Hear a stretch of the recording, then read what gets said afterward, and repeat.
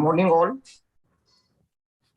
I welcome you all to this fourth day of the online lecture series in which we are inviting resource persons from the different colleges to conduct various topics on third semester, MA Part 2 third semester of English for the syllabus prescribed by Rashtra Sant Tukaroji Maharaj Nagpur University, Nagpur, being organized in collaboration by Rajkumar Keval Ramani Kanya Mahavidyalay, Nagpur, Vasantrao Naik Government Institute of Arts and Social Sciences, Nagpur, and J.M. Patel Arts, Commerce and Science College, Bhandara.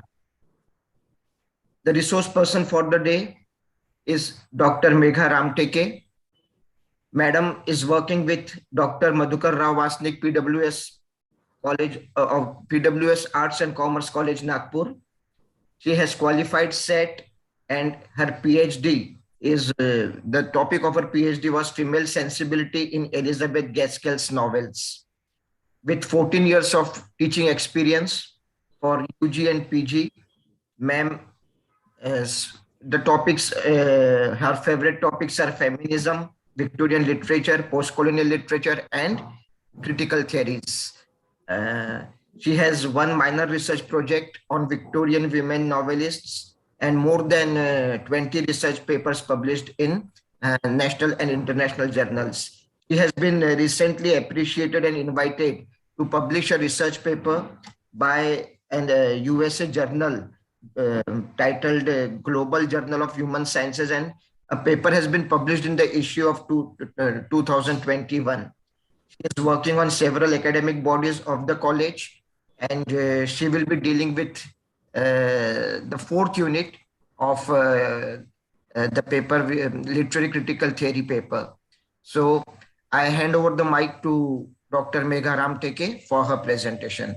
Over to you, ma'am. Thank you, sir. Thank you, Singil, sir.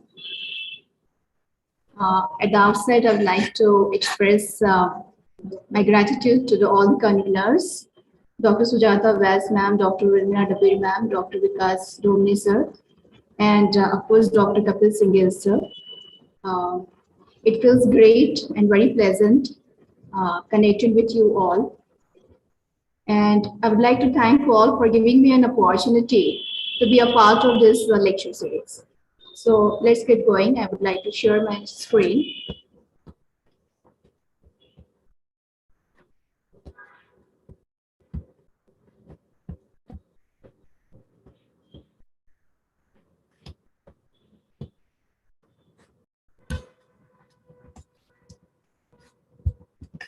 Is my screen visible, sir?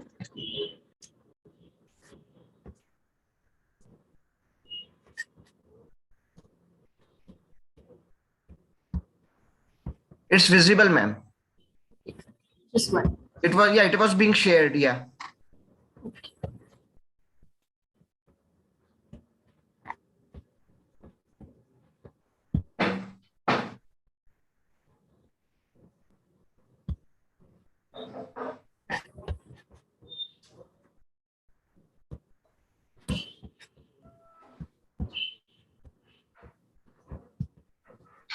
Okay. So the topics that I'm going to dwell upon now are the two essays, critical the essays which are very crucial to the new criticism. Screen is not shared, ma'am. Excuse me. Yes, sir. Not shared. Screen is not shared. Okay, just 1 minute.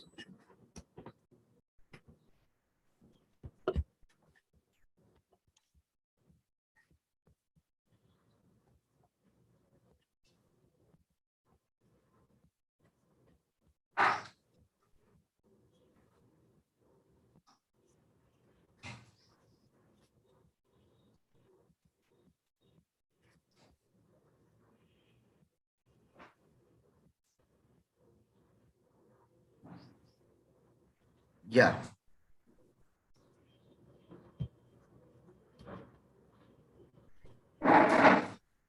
Actually, when I'm making it full screen, it is, I don't know, it's getting stopped. Just 1 minute, sir. I'll try again.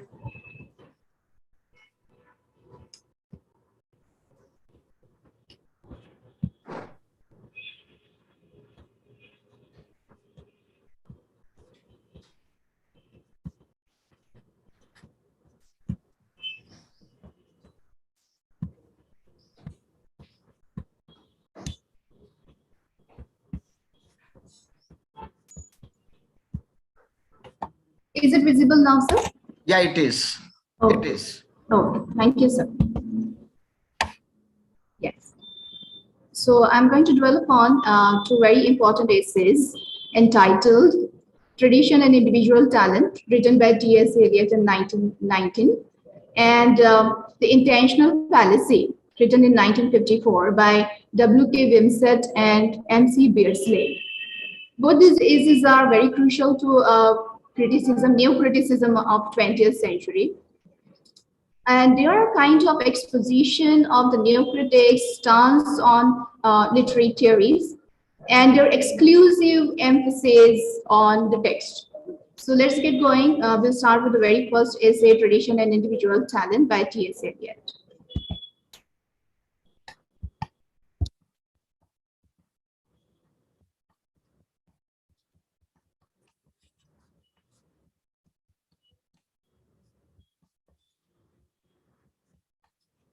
Yes.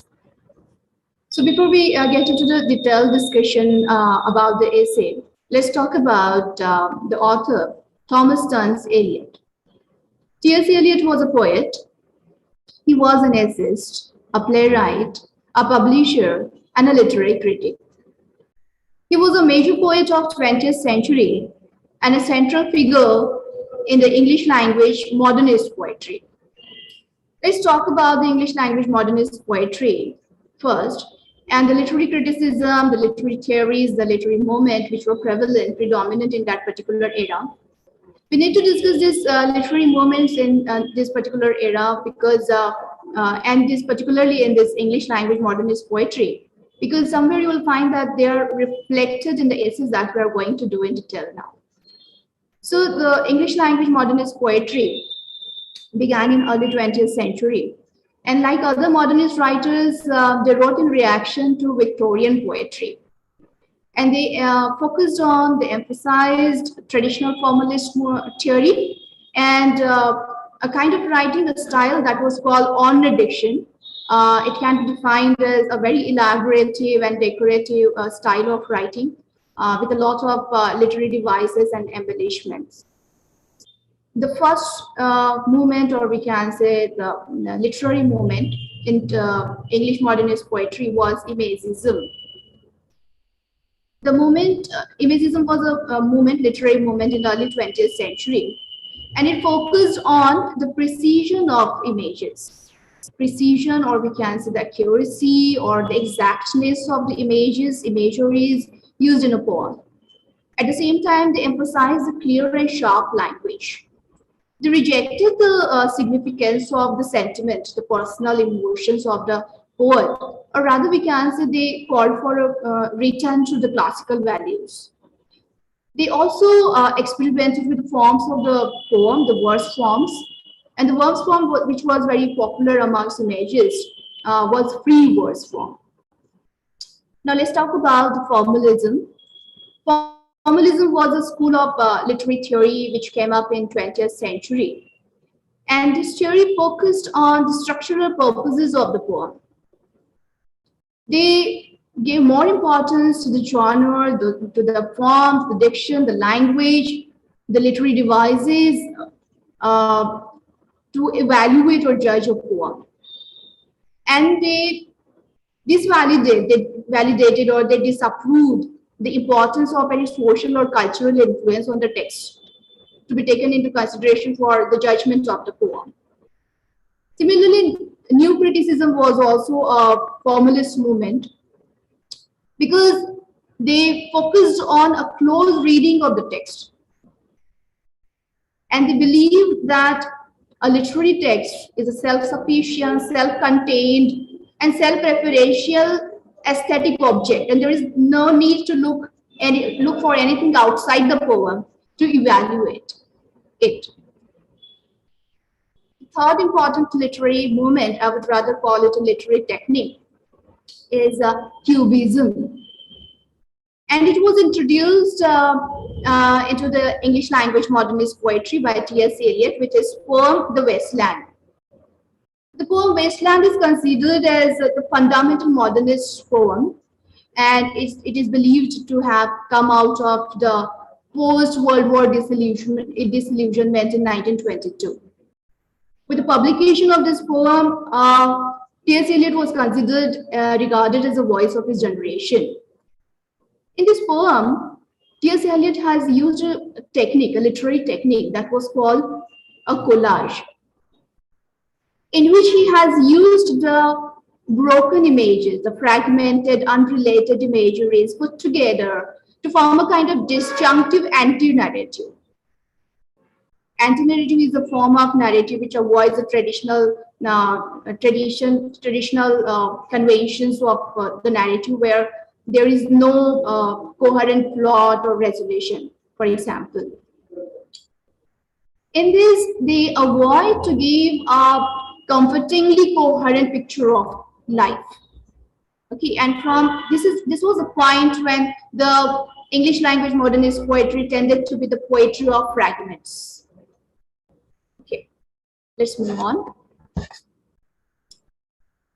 T.S. Eliot won a Nobel Prize for Literature for his contribution to literary criticism and his contribution to the modernist poetry in the English language.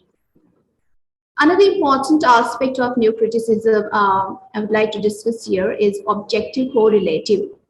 It was set forth by T.S. Eliot in his essay Hamlet and His Problems. According to Eliot, objective correlative is a positive connection between the emotion the poet is trying to express and the objects or the images, situations, or we can call a chain of events in a play or in a poem, and it helps us to understand the emotion expressed in the poem or the character who is going through this emotion.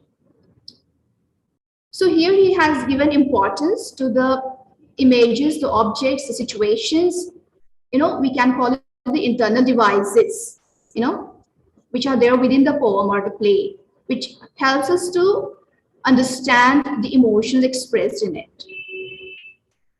This literary theory, objective correlative, is closely related to the imagist movement. In this way, Eliot believes that the play Hamlet and His Problems, written by Shakespeare, was an artistic failure, because he believes that he felt that Shakespeare was unable to provoke the audience to feel as Prince Hamlet did through the images, actions, and characters. So this is a very important literary theory which was introduced by T.S. Eliot in his essay Hamlet and His Problems. The best-known poems. T.S. Eliot first attracted widespread attention for his poem, The Love Song of J. Alfred Prufrock, in 1915, which was received as a modernist masterpiece.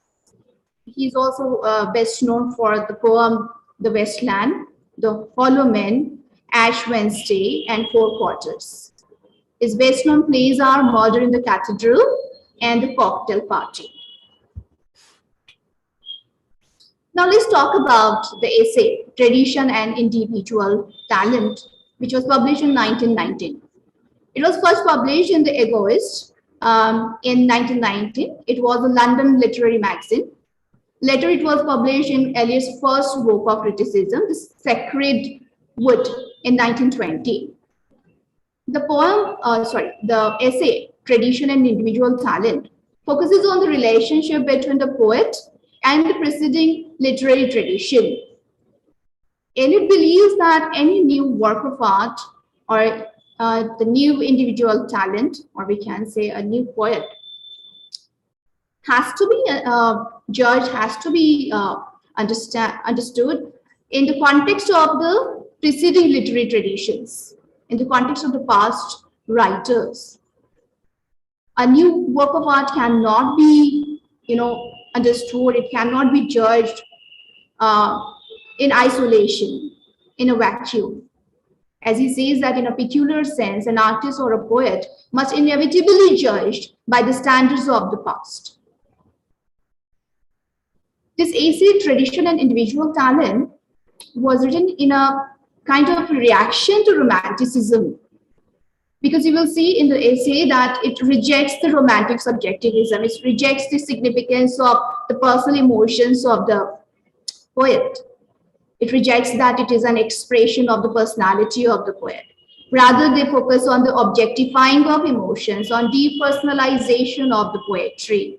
So this essay is a kind of reaction to romanticism and the romantic subjectivism. As T.S. Eliot himself announced himself in the preface to his prose collection of Lancelot and Druid as a classicist in literature. A classicist in literature, royalist in politics, and Anglo-Catholic in religion. This essay, Tradition and Individual Talent, is divided into three parts. The first part is about the concept of the tradition. In this part, Eliot tells us about the significance of tradition, what tradition is, and why tradition is important. The second part is the theory of impersonal poetry. Here he talks about depersonalization of poetry, and he focuses more on objective criticism rather than subjective. The third part is a conclusion. So let's see the first part, the concept of tradition. T.S. Eliot begins this essay by saying that we always consider or regard this word tradition as a word of censure. And he takes a dig in his English ears. He says that they always try to find something original, something individual, something that is not traditional. But T.S. Eliot believes that the most individual or original part of a work of art is the one that reflects the past writers. Okay, as he says that whereas if we approach a poet without this prejudice, we shall often find that not only the best, but the most individual parts of his work may be those in which the dead poets, his ancestors, assert their immortality most vigorously. So here he is talking about the significance of tradition. But having said that, okay, after emphasizing the significance of tradition, T.S. Eliot is talking about historical sense. He says that tradition doesn't mean a blind adherence to the style of the past writers. If you blindly copy or imitate the past writers, their achievement and their style, it would be a slavish imitation. It would be a kind of passive repetition of the work.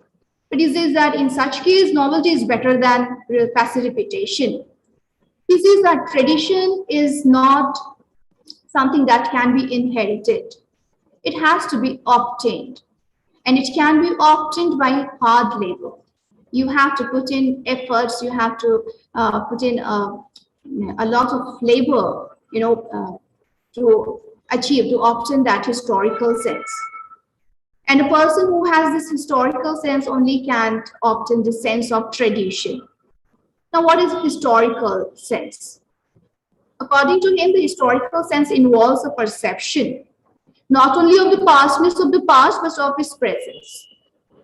The historical sense compels a man to write not merely with his own generation in his bones, but with a feeling that the whole of the literature of Europe, from Homer and within it, the whole of the literature of his own country, has a simultaneous existence and composes a simultaneous order.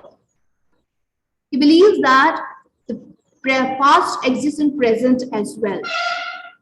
And the past and the present go simultaneously in a parallel manner. Past is timeless and present is temporal. And when this timeless and temporal come together, they form a simultaneous order. And it makes a tradition. So a new literator, a new artist has to understand, has to be conscious of his place in the present generation, but at the same time, one has to understand his relationship with the past writer. A new work of art has to be judged by the standard set forth by the past writers. In other words, the tradition one has to be conscious of.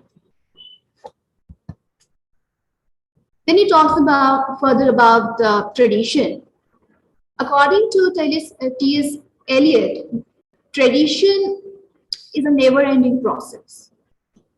It is a dynamic process. It is not a static or a fixed process.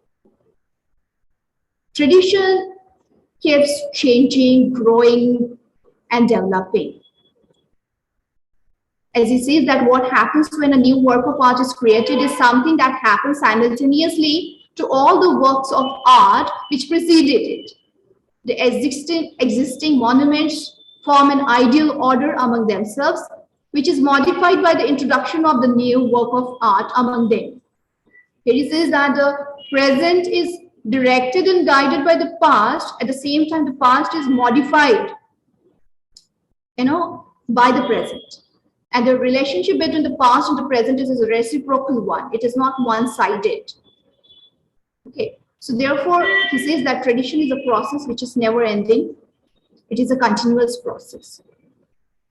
Then he says that fitting in is a taste of the value of a new work of art. He says that when a new work of art comes into existence, we have to compare it, we have to judge it by the standard of the past writers. But here, it doesn't mean that we want to see whether it is a good or bad, better or worse work. We just have to see whether it fits in the tradition, whether it emulates, the standard, the quality that has been set by the past writers.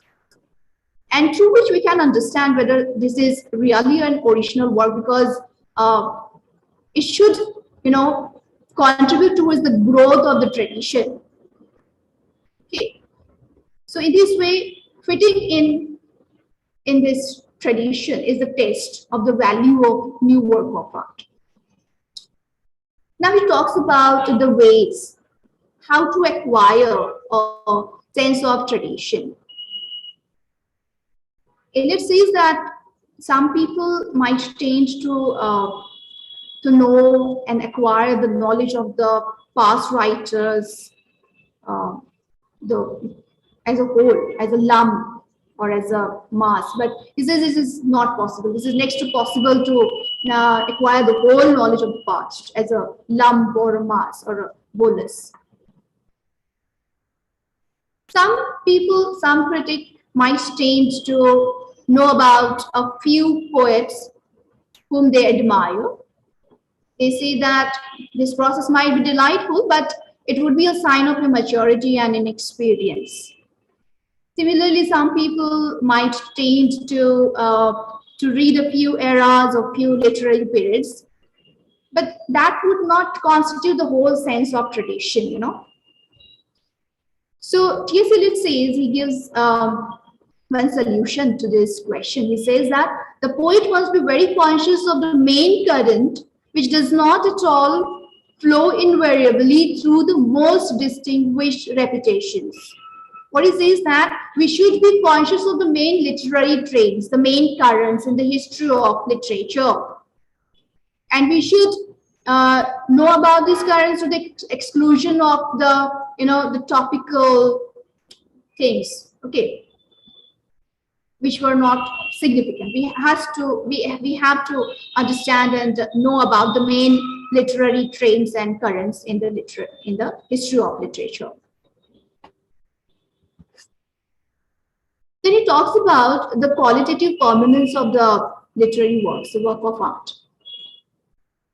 Eliot is of the view that the quality of literary work never improves. Only the material they deal with, the subject they deal with can change. Okay. As he says that he must be quite aware of the obvious fact that art never improves, but that the material of art is never quite the same. He must be aware that the mind of Europe, the mind of his own country, a mind which he learns in time to be much more important than his own private mind, is a mind which changes, and that is change. This change is a development which abandons nothing en route, which does not superannuate either Shakespeare or Homer. He says that Shakespeare or Homer, we can never say that Shakespeare or Homer have are outdated, they still have their significance because they have established a kind of, we can say, standard which will never be outdated. They are equally important even today. Similarly, we cannot say that Shakespeare or Eliot, who is higher or who is better or lower, because both are equally important, because they are of two different kinds, and the topics, the issues they dealt with, the material they dealt with was different.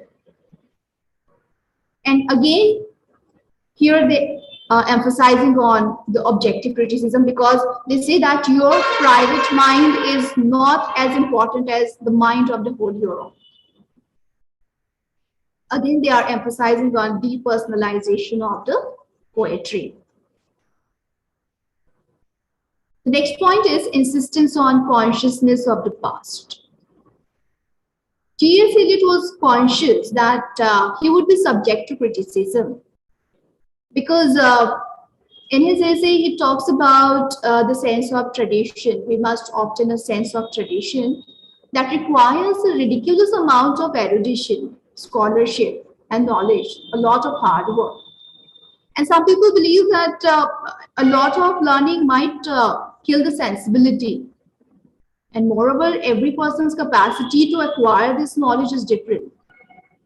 As he says that Shakespeare got to know more about Roman history from Plutarch than most people will know about the Roman history from the whole of British Museum.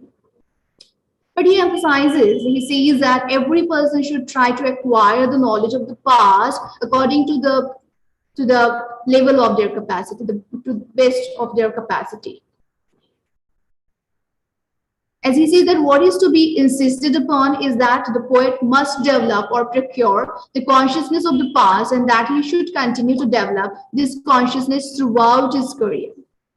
So he says that, again, he is insisting on the consciousness of the past. Okay, it is very, very important to acquire the consciousness of the past, to obtain the sense of tradition, to do something noble and achieve something great. Now, let's come to the part 2 of this essay, which is about the theory of impersonality of poetry. Here we can see that this essay is a direct, we can say, written in a reaction to Romanticism, and it is emphasizing again the objective criticism, because T.S. Eliot is emphasizing on extinction of personality. He says that there remains to define this process of depersonalization and its relation to the sense of tradition. It is this depersonalization that art may be said to approach the condition of science. Yes. He says that this depersonalization of a poem can be achieved through a complete surrender to in the process of this poetic creation. Okay, he believes in objectifying the emotions. He believes in depersonalization of the poetry. He gives no importance to the personal emotions of the poet to be expressed in a poem. Okay. To make this point even clearer, he has given one analogy, the analogy of the catalyst. As he says that honest criticism and sensitive appreciation are directed not upon the poet, but upon the poetry. Again, he is detaching the poetry from the poet. He says that we should focus on the poem, we should focus on the text itself and not on the poet. And he gives this analogy. I would like to read it out. He says the analogy was that of the catalyst. When the two gases, here he's talking about oxygen and sulfur dioxide, he says that when these two gases previously mentioned are mixed in the presence of a filament of platinum, they form sulfurous acid.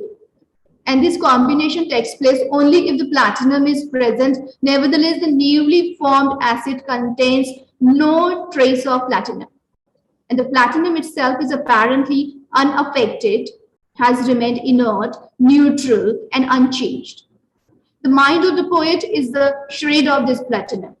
It may partly or exclusively operate upon the experience of the man himself, but the more perfect the artist, the more completely separate in him will be the man who suffers and the mind which creates. The more perfectly will the mind digest and transmute the passion which are its material.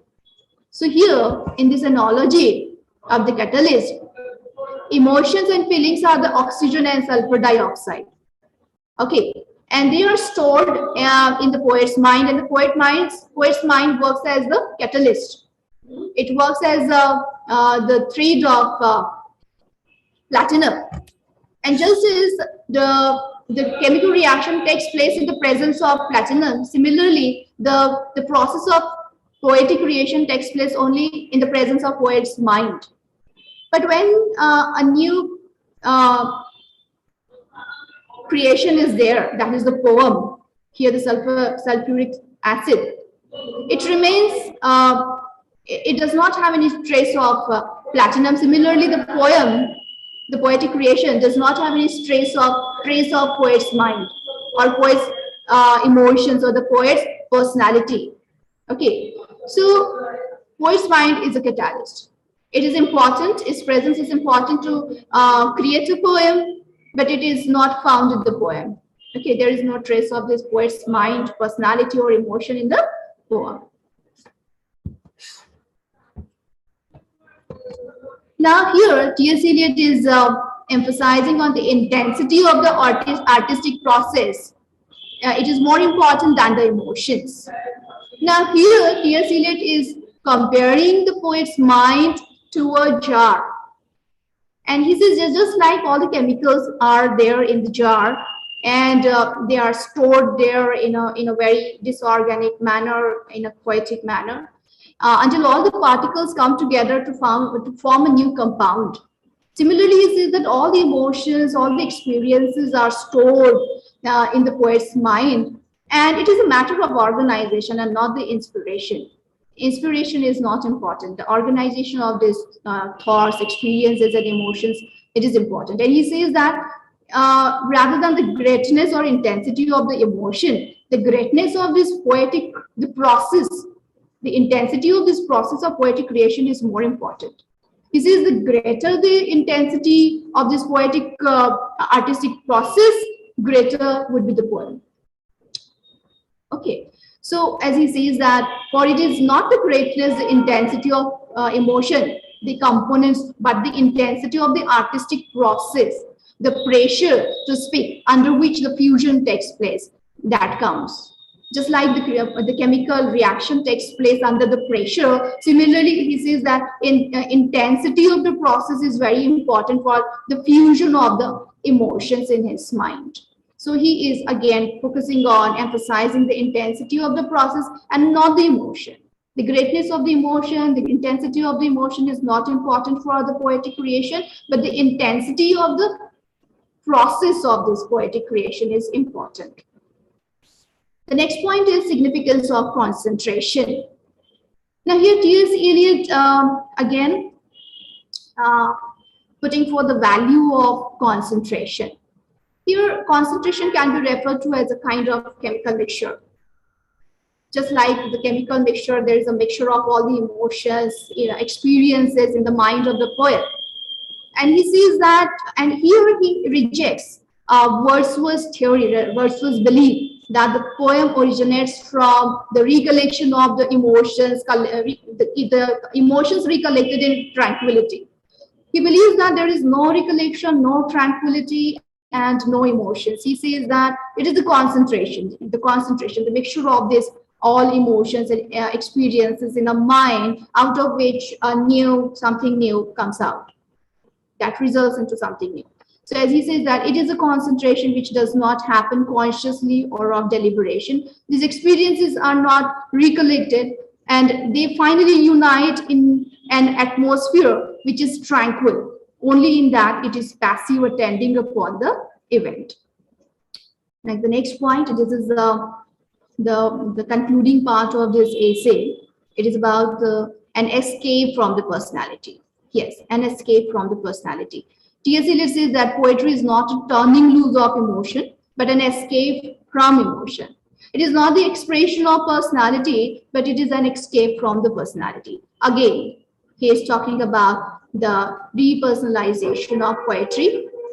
We can see that this theory is very close to the formalist theory because they also focus on the close reading of the text, okay, and not the poet.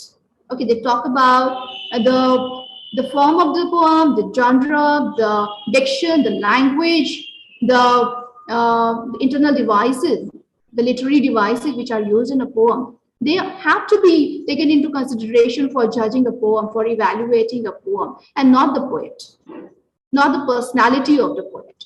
Okay, so again, we can say that this is focusing on the objective criticism of the poem, and they are very close to the formalist theory, formalism, at the same time, imagism also, because in imagism also they focus on the imagery, the accuracy of the imagery, the objects which are used to express a kind of, we can say,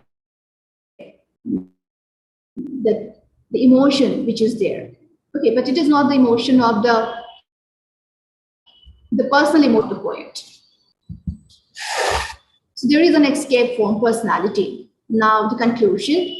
The emotion of art is impersonal. Yes, the artistic, the process, it has to be impersonal. The poetry has to be impersonal. So the emotion of art is impersonal.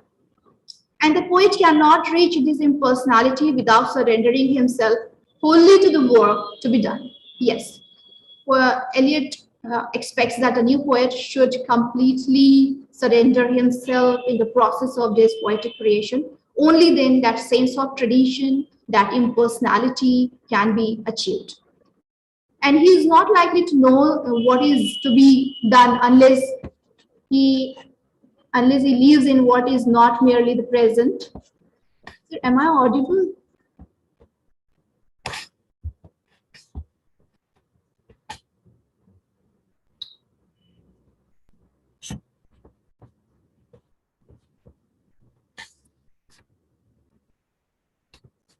Sir, am I audible?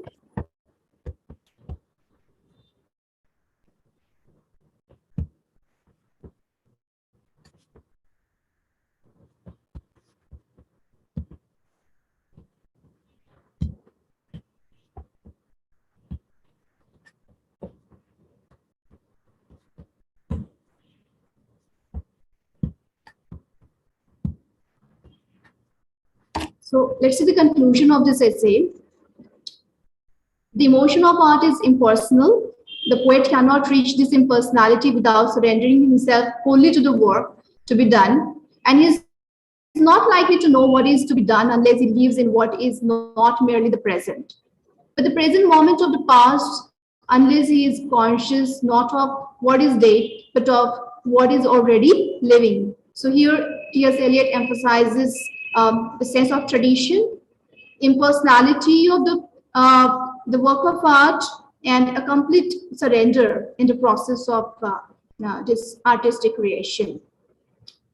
T.S. Eliot had to face some criticism as well, as Harold Bloom disagrees with Eliot's condescension towards romantic poetry, which in the metaphysical poets he criticizes for his disassociation of sensibility. Moreover, many believe Eliot's discussion of literary tradition as the mind of Europe stinks of Eurocentrism. So he has been criticized for being Eurocentric and his condescension towards the romantic poetry.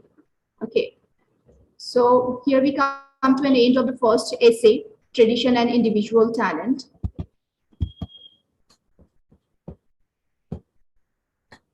Now let's move on to the next essay, The Intentional Fallacy, written by W.K. Wimsett and M.C. Beardsley.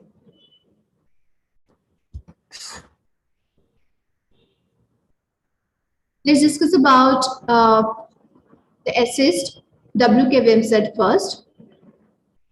W.K. Wimsett was an American professor of English, and he was a literary theorist. In 1939, Wimsett joined the English department at Yale University, where he taught until his death in 1975. He wrote many works of literary theory and criticism, such as the prose style of Samuel Johnson and philosophic words, a study of style and meaning in the Rambler and Dictionary of Samuel Johnson. His major works include the verbal icon, studies in the meaning of poetry, hateful contraries, and literary criticism, a short history. Wimsett was considered crucial to new criticism that we have just seen. New criticism, that is the formalist movement, which focuses on the text, when we believe that the literary text itself is a self-referential, self-contained aesthetic object. That means they focus on the text rather than on the poem. Wimsett's ideas have affected the development of reader response criticism. Yes, reader response criticism is another school of critical theories in which they focus on the response of the reader to a particular literary work. So Wimsett has affected the development of this new literary theory. A staunch formalist critic, Wimsett believed in the authority of the poem. Yes. Again, this theory is also very crucial to new criticism, and they believe in objective criticism. They focus on the text, they focus on the poem rather than on the poet. Okay. They believe in the authority of the poet, and they say as soon as the poem is composed, it goes beyond the control and authority of the poet. The two influential essays written by Beardsley are the intentional fallacy, the affective fallacy, and concrete universal. Now let me tell you about the word fallacy. Fallacy means a misbelief, or we can say a misconception or mistaken belief, or a kind of delusion. And the intentional fallacy means the belief that a poem should be judged or evaluated on the basis of the intention of the author. According to them, it is a misbelief, a delusion. The second is the affective fallacy, in which they believe that the emotional effect of a literary work on the reader is the basis of the evaluation of the poet. And the third is which is very important, is concrete and universal. Here, concrete means specific and universal means general. And Wimsett talks about the verbal presentation, that how specific and general a verbal presentation of a phenomena can be. And he describes it by giving an example by referring to a purple cow and a tan cow with a torn horn. Okay, a broken horn, we can say. So here, these are the three very important essays written by Wimsett with Munro. Okay. For Wimsett, poetry is a vehicle of a metaphor, which one boards heedless of where it runs, whether cross town or downtown, just for the ride. Now here again, we can see that Wimsett is focusing on the, internal evidences or the, the literary devices within the poem. That means again, he is focusing on the poem rather than the poet. And he says that we should focus on the poem, and the metaphor could be a vehicle, okay, that can help us to make out the meaning of the poem, okay, or to evaluate the poem. So again, they are emphasizing the text, the poem, rather than the poet.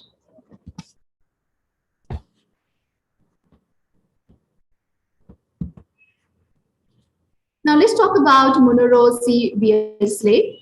The period he belonged to was 1915 to 1985. Munro Beardsley was an American philosopher of art. He was educated at Yale University, just like Wimsett, and he used to teach aesthetics there in this university.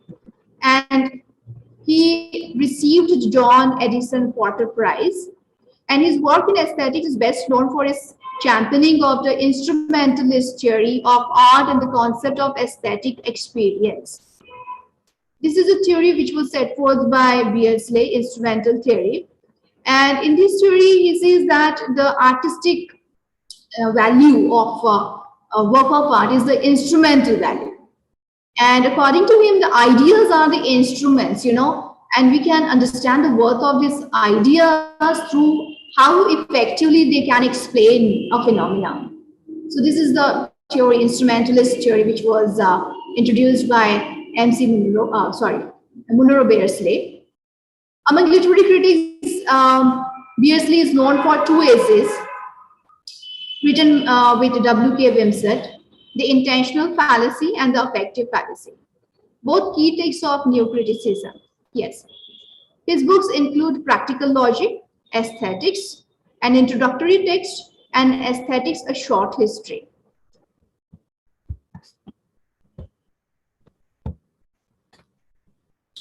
Now let's talk about the essay, The Intentional Fallacy.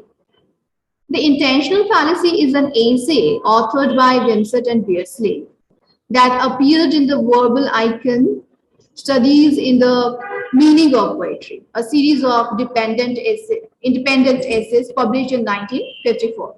The Verbal Icon Studies in the Meaning of Poetry was a series of independent essays which was published in 1954, in which this essay, The Intentional Fallacy, appeared. In this essay, Wimsett and Beardsley are of the view, they argue that the design or the intention of the author is neither available nor desirable as a standard for judging the success of a work of literary art. They believe that it is not possible to find out what the intention of the author was. And at the same time, it is not desirable. Because the intention of the author when was creating that new literary work, his attitude towards his work, what he felt about his literary work at the time of production is irrelevant today. And therefore, they believe that the intention of the author is neither available nor desirable for the judging of the poet. It cannot be the standard by which a poem can be judged or evaluated. Further, they describe what the intention of a poet is. So according to them, intention is a design or a plan in the author's mind. Intention has obvious affinities for the author's attitude toward his work, the way he felt, and what made him write. Okay, so intention of the author is a design or a plan in the author's mind. Further, they give a series of propositions, or we can say a series of statements through which they have, formed their opinion or judgments. So we'll see all these propositions one by one. There are 5 such statements they have made in this essay. The very first one is, a poem does not come into existence by accident.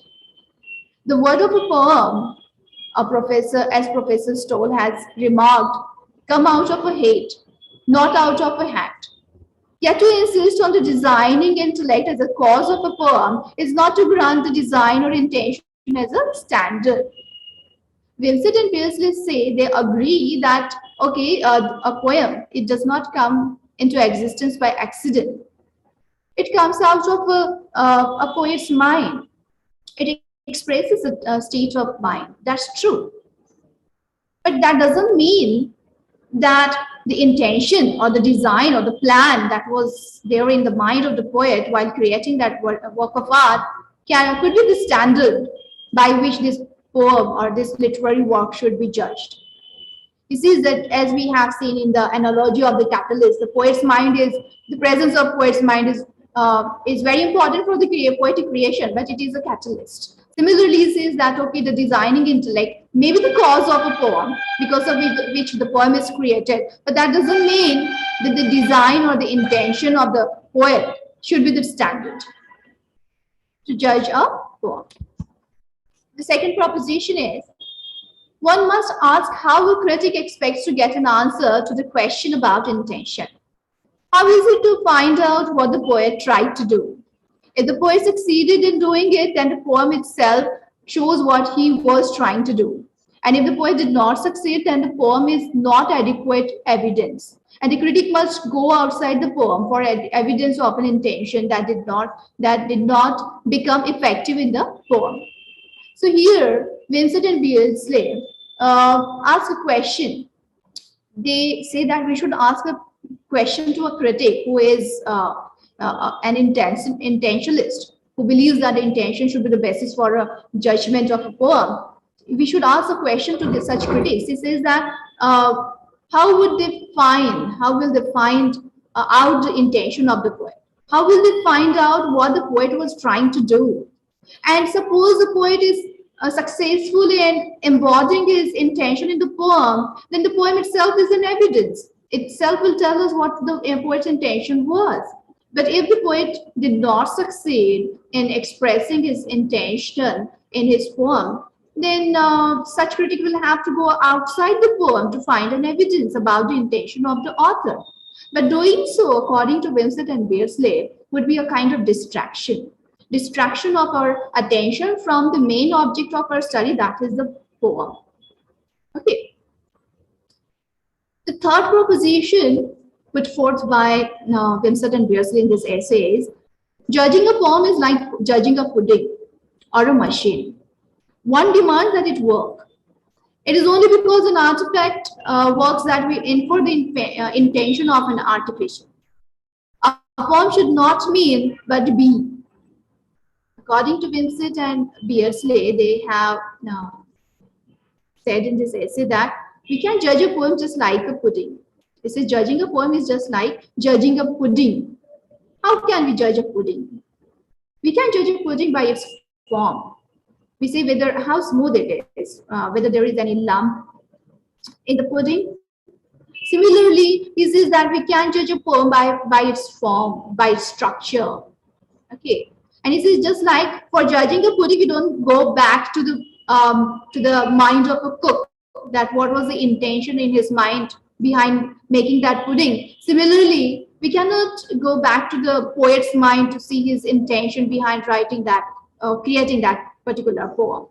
Okay, so, and he says that whatever said in the poem or whatever is implied in that poem should be relevant. Okay, and whatever is irrelevant are like the lumps in the pudding or bugs in a machine. Okay, similarly, they have given another example of an artifact and an artificer.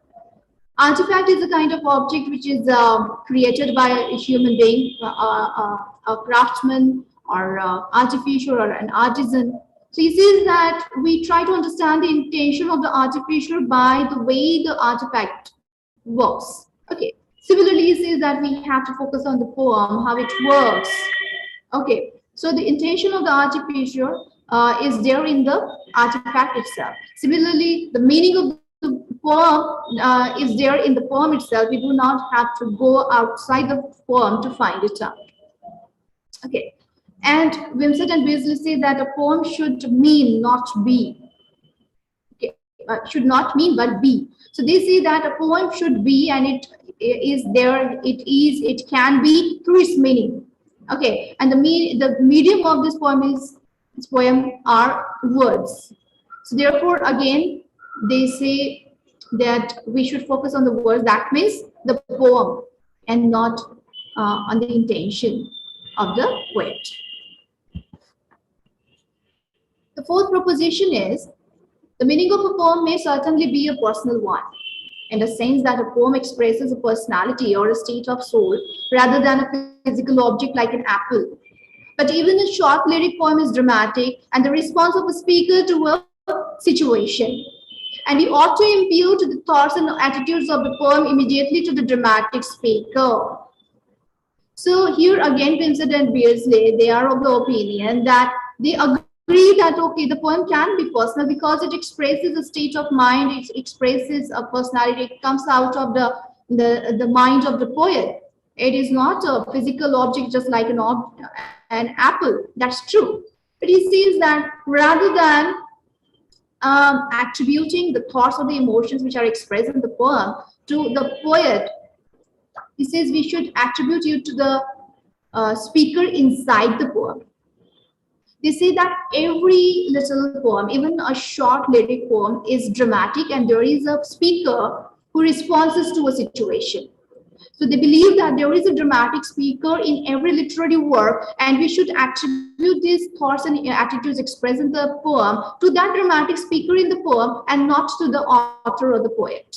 So again, they are focusing on the text. Everything is there inside the text. Even the speaker is there inside the text in the poem. We do not have to look for anything outside the poem. It would be a kind of distraction. It can lead us to a kind of misjudgment. Okay, it will result in a misjudgment. Okay, it can be misleading. So again, they are focusing on the text, not on the poet. The fifth proposition set forth by Wimsett and Beardsley is, if there is any sense in which an author by revision has better achieved his original intention, it is only the very abstract tautological sense that he intended to write a better work and now has done it. In this sense, every author's intention is the same. His former specific intention was not his intention. He is the man we were in search of, that's true, says Hardy's rustic constable, and yet he is not the man we were in search of, for the man we were in search of was not the man we wanted. Yes. In this statement, Wimsett and Beardsley say that if an author, suppose the author has written a poem and he has expressed his original intention in this poem, and then he feels that he can write a better version of the same poem and he can express his intention in a better manner. So Wimsett and Beardsley say that as we have to judge a poem by its form, its text, its language, its diction, so the intention expressed in a better version would be different from the intention which was expressed in the original poem, the poem which was written first. Okay, so, and the intention to the poet's mind, it might be different. It might be possible that the intention in the poet's mind is not originally exactly accurately embodied in the form of the poem. So the intention in the mind is different. The intention expressed in the first poem is different, and the intention expressed in the better version of the same poem might be different. So he has put forth this, explained this in a very beautiful manner through the utterance of Hardy's, one of the very popular character, a rustic constable. He says that he is the man we were in search of. That's true. And yet he is not the man we were in search of. For the man we were in search of was not the man we wanted. Okay. It might be true about the intention as well. Further, Wimsett and Beardsley say, the poem is not the critic's own and not the author's. It is detached from the author at birth and goes about the world beyond his power to intend about it or control it. The poem belongs to the public. Wimsett and Beardsley are of the view that as soon as a poem is composed, it goes beyond the power and authority of the author. The author do not have any authority of the poem. He does not have any control over the poem, and he does not have a power to intend about the poem. It belongs to the public. It is neither the critics nor the authors. Okay, and they are of the view that poem is embodied in language, and language is a peculiar possession of public. And they talk about human being, and human being is the object of public knowledge, and therefore a poem cannot be, something personal. It is not in the authority of the author.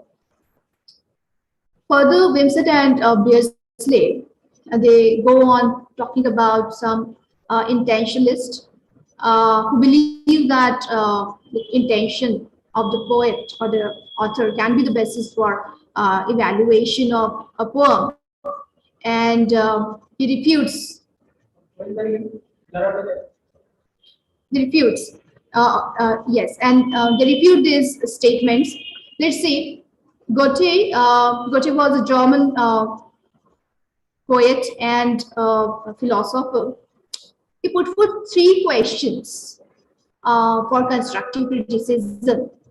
He says that these three questions are: what did the author set out to do? Was his plan reasonable and sensible? And how far did he succeed in carrying it out? Now, Wimsett and Beardsley believe that if you leave out the middle question, what was the middle question? That what did the author set out? Was his plan reasonable and sensible? The other two questions: what did the author set out to do, and how far did he succeed in carrying it out? They are showing a kind of tendency towards intentionalism and romanticism. As they say that if one leaves out the middle question, one has in effect the system of Croce, the culmination and crowning philosophic expression of romanticism. It is a philosophic expression of romanticism because they are trying to find out what the poet's intention was, what was his personal emotion he was trying to express in the poem, and therefore it is more of a romanticism rather than we can say the objective criticism. And therefore they have criticized this Goethe stance on the critical stance, we can say. Now let's talk about Croce. Croce was an Italian politician and philosopher, and they say that the upshot of Croce's system is an ambiguous emphasis on history. Okay, Croce believes that we should look at the work of art. He emphasizes that we should look at the work of art as the author looked at it while he was creating it, at the moment of his production. According to Wimsett and Beardsley, a person like Croce can write sociology, biography, or other kinds of non-aesthetic history rather than an aesthetic piece of writing. Okay. And moreover, they believe that the art of judging a poetry and the art of creating a poetry are two different things. And they see that the poet who has produced that poem cannot judge the poem better as a critic can. As Socrates has also said that the poet is not the privileged position of judging a poem and talking about it better as the others have done.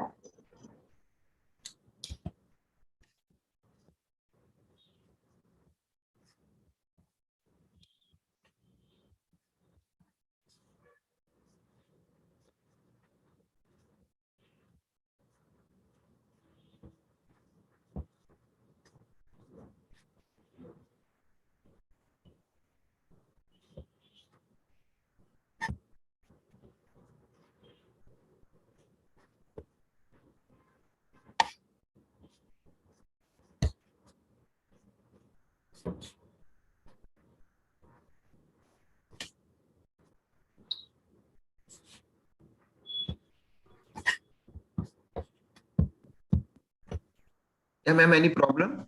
Yes, sir. Just 1 minute. Okay. Yeah. Yes.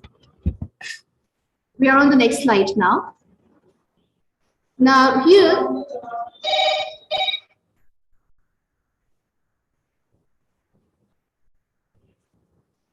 sir, am I audible now? Hello? Hello? Sir, am I audible? Yes, you are audible. Okay, sir. Yes. So we are on the next slide now. Now here, Wimsett and Beardsley, they talk about two kinds of studies, personal studies and poetic studies.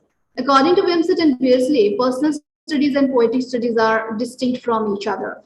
It is that there is always a risk that the personal studies and poetic studies can overlap with each other. And sometimes there is a fault in writing something that is personal, but it is shown as if it is poetic. Okay, so to do away with this confusion and to differentiate between the personal studies and the poetic studies, Wimsett and Beardsley have come up with three kinds of evidences to understand the meaning of the poem. These three kinds of evidences are internal evidences, external evidences, and intermediate evidences. The first one is internal evidences. Internal evidences paradoxically are public. They are known as public. Why? Because these internal evidences might be the semantics, the syntax, the language, diction, the grammar, or any literary devices which are used in the poem, and they are public because everybody knows that the one can read them in the poem itself. Similarly, external evidences paradoxically are private. They are private or they can be idiosyncratic. Idiosyncratic means peculiar to an individual, because they are not part of the work as a linguistic fact. They are a kind of revelations about how the poet wrote that poem or what was his intention behind it, that we can find in some kind of journal, in some discussion, in some report or a letter. So they are outside the poem. They are not inside the poem, and therefore they are external, but at the same time they are private, because it is about the poet's private emotion, his private intention. The third kind of evidences Wimsett and Beardsley talk about are the intermediate evidences. Intermediate evidences might be about the character of the author, his biography, or the private or semi-private meaning attached to the work by the author or the coterie or the group which he is a member of. Okay, so intermediate evidences. Now, Wimsett and Beardsley, they focus on only internal evidences. Again, they emphasize emphasis on the text. They say that we should look for the meaning of we should make out the meaning of the poet only through the internal evidences that can be semantics, syntax, language, form, genre, or the literary devices that we find inside the poem. There is nothing outside the poem. At the same time, they do not completely rule out the intermediate evidences, because they believe that sometimes the biography of the poet can help us understand the meaning of the word, and their biography can help us to understand the dramatic character of their utterances. And they believe that the meaning of the word is the history of the word, and the associations the word had for that poet can help us to understand, the meaning of the words better. So sometimes they take into consideration the intermediate evidences as well, but that doesn't mean that the author's biography talks about the intention of the poem. This is an extract from the essay about the evidences that we have just talked about. Now, Wimsett and Beardsley have given the examples of some poems, in which how the personal evidences, the personal studies and the poetic studies have overlapped. So the first example he has taken up is John Livingston Lowell's Road to Xanadu. It was published in 1926. In this poem, not in this poem, but in the criticism or the evaluation of the poem Kubla Khan written by Coleridge, John Livingston Lowell focuses on the second and the third type of evidences. That means we can the external evidences and the intermediate evidences. That means he is trying to look into the private intention of the poet and his historical or biographical studies of the poet. So it becomes the personal studies. It cannot be the poetic studies according to Wimsett and Beardsley. Okay, and according to him, according to Livingston, Kubla Khan came out of a kind of cluster of associations. They believe that there were some cluster of associations in the deep memory of Coleridge, and when all these clusters of associations came together, they coalesced, they worked together, and out of which new creation, a new poetic creation, Kubla Khan, was written, came out. So this study, this way of criticism is more of a personal studies rather than poetic studies, and this cannot be the right way of the constructive criticism, and it can mislead us and can result in a misjudgment. Apart from the ancient mariner and Kubla Khan, the next example taken up by Wimsett and Beardsley is the example of a poem, A Valediction Forbidding Mourning. It is written by John Donne, who was a metaphysical poet. And in this poem, as the lines are quoted here, I would like to read out these lines. Moving the earth brings harms and fears. Men reckon what it did and meant, but trepidation of its fears, though greater far, is innocent. Now, in these lines, John, as we have seen that in metaphysical poetry, the poets use a lot of conceits, I mean, different images, far-fetched images put together, and a kind of comparison is brought about between these dissimilar images. So here they have taken the analogy of astronomy. So rather than focusing on the language, on the poem, the text, the diction of the poem, the critics have focused on the knowledge of astronomy of John Donne and the new astronomy at that time, and its effect on John's theological beliefs. So this kind of study, this kind of approach, it distorts the whole poem. So this is an example that how the personal studies and the poetic studies have overlapped, and we should be, we should focus on the poetic studies. It should be an objective criticism. We should focus on the text rather than the historical or biographical study of the poet. As they say that to make the geocentric and heliocentric antithesis the core of metaphor is to disregard the English language, to prefer private evidence to public and external to internal. So in all these poems, we have seen that they have focused on the private evidences, the external evidences. But here, Wimsett and Beardsley emphasize that we should focus on the internal evidences, the literary devices, the diction, the form, the language of the poem itself. Okay, so the evaluation, according to Wimsett and Beardsley, the evaluation of the work of art remains public, and the work is measured against something outside the author. Yes, we have to measure the work of art, we have to evaluate it, we have to judge it against something away from the author, outside the author. Author has nothing to do with the judgment of the poem. Now the next part of the essay, here the poet Wimsett and Beardsley talk about the question of allusiveness. Allusiveness in a poem is a quality of containing something that reminds us of something else, some other character maybe, or a work of art, or some lines of another work of art. So they say that allusiveness, is a kind of corollary to the intentionalist romanticism. And for this, they have given one example. They say that, for example, as acutely posed by the poetry of Eliot, is certainly one where a false judgment is likely to involve the intentional fallacy. Yes, he says that when there is focus on allusiveness, there is intentional fallacy, and it can result in misjudgment. The frequency and the depth of literary allusion in the poetry of Eliot and others. So they have given one example, one of the poems written by T.S. Eliot, Love Song of J.L. Prufrock. Towards the end of this poem, there occurs one line, I have heard the mermaids singing each to each.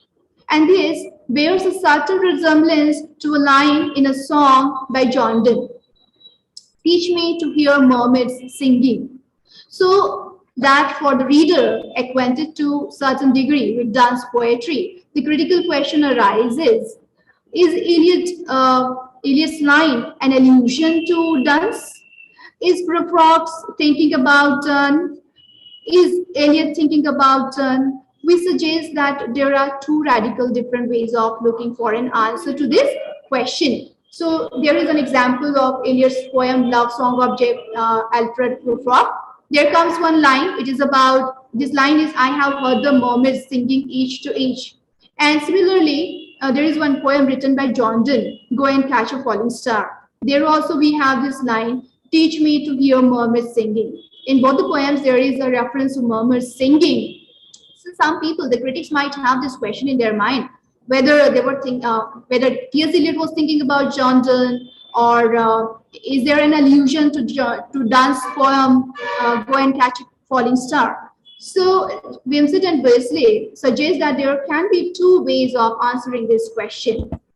They say that the way of a poetic analysis and interpretation which inquires whether it makes any sense if Eliot Prufrock is thinking about Donne, this is the true and objective way of criticism. So if you have an objective criticism, such critic will analyze and interpret the poem by inquiring whether there is any necessity, does it make any sense if Eliot and Prufrock were thinking about each other, and there is an allusion.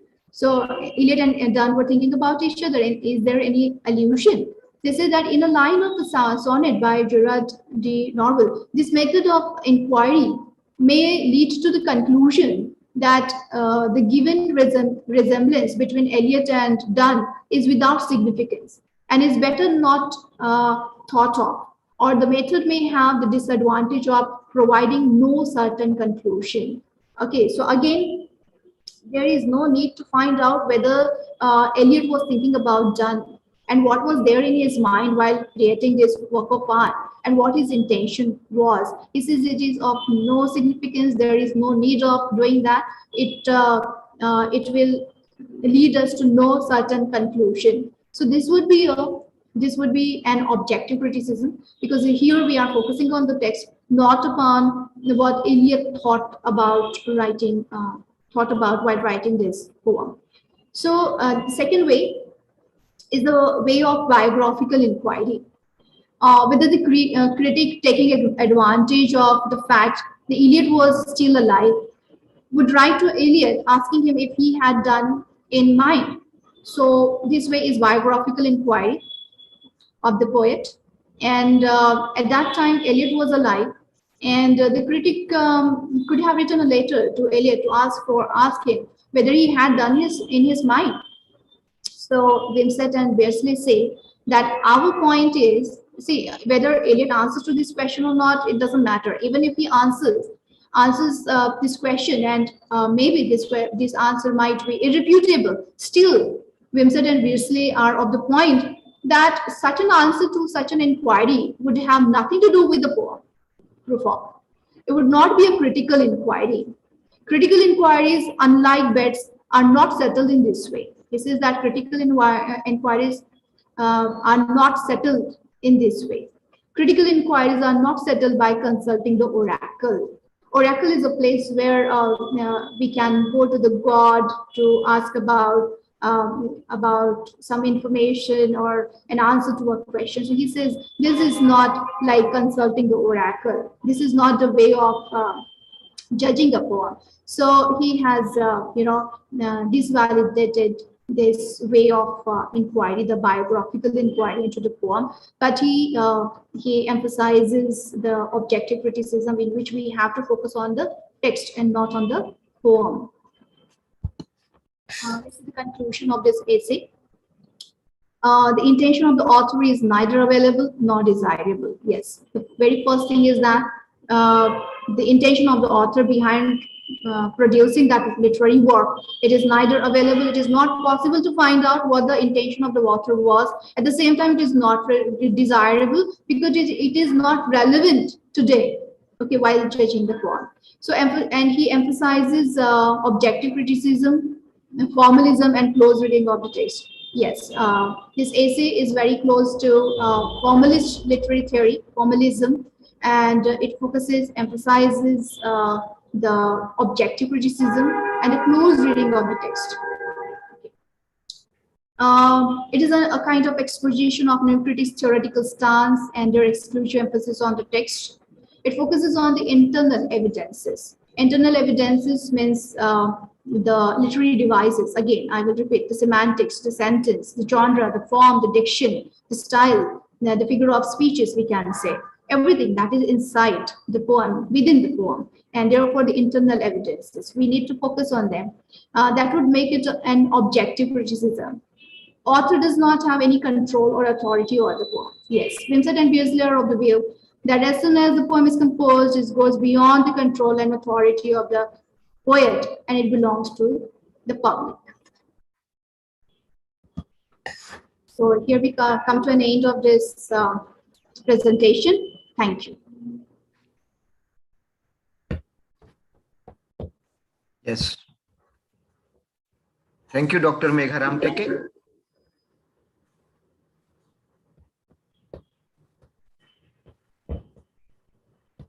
Hello. Yes, sir. Yeah, madam. Yeah. Thanks for the wonderful presentation.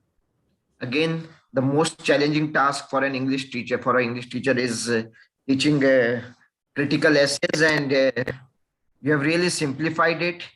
And the different points covered by ma'am regarding T.S. Eliot, Monroe, Beardsley, and Wimsett in her slides will really help students to prepare for their exams from MCQ point of view as well. So on behalf of the organizers and the participating students, I thank ma'am for sparing this morning for us, and declare that the session for the day is over, and we'll be meeting tomorrow again at the same time. Thank you, sir. Thank you so much.